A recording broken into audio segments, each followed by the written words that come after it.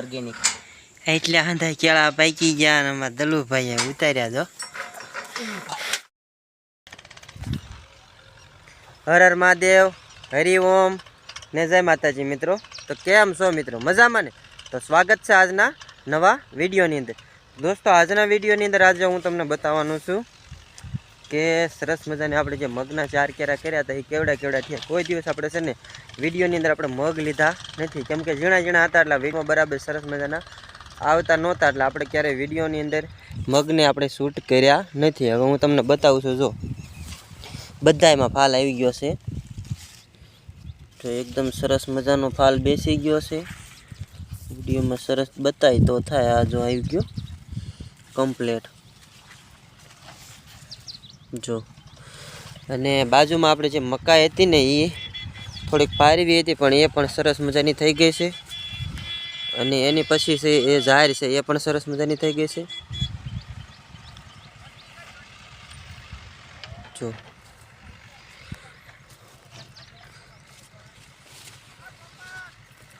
અને બાજુમાં છે આપણા તલ છે દોસ્તો.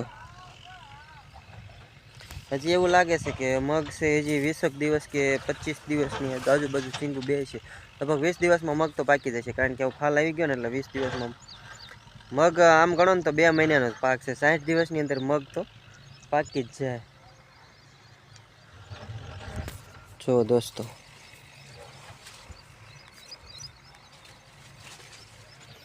શરૂઆતમાં એમ લાગતું હતું કે મગ નહીં થાય, પણ થઈ ગયા મસ્તીના.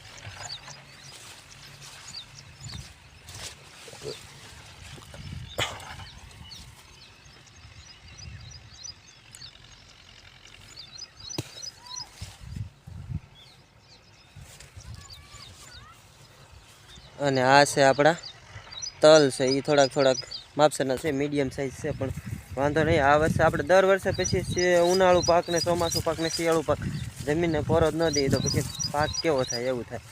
એટલે આ વખતે આવતા વર્ષે આપણે છે ને થોડોક પોરો દેવો પડશે દોસ્તો.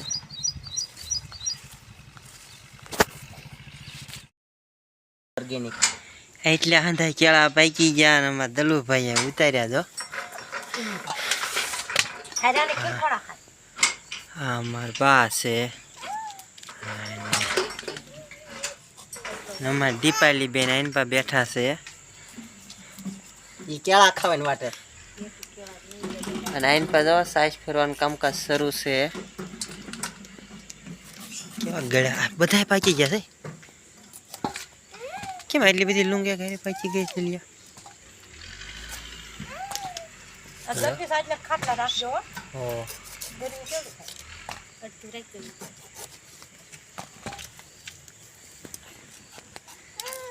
ખાવા માંડો. હા ખાવાનું શરૂ એમ.